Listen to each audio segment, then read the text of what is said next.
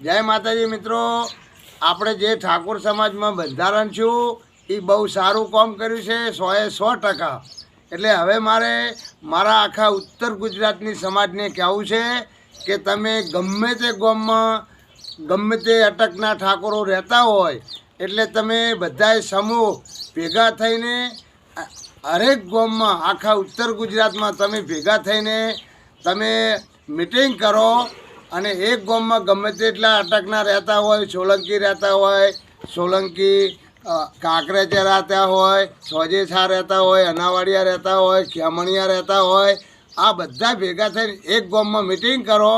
અને હવે મિત્રો આ વૈશાખ મહિનો ટુકડો આવે છે એટલે સમૂહ લગ્નની મિટિંગ કરો. જો એક ગામમાં બધી અટકનું જો સમૂહ લગ્ન થાય તો આ બંધારણ કરતાં હવા 100% ફાયદો તમારે જરૂર થવાનો છે. જય માતાજી, જય મારી સમાજ.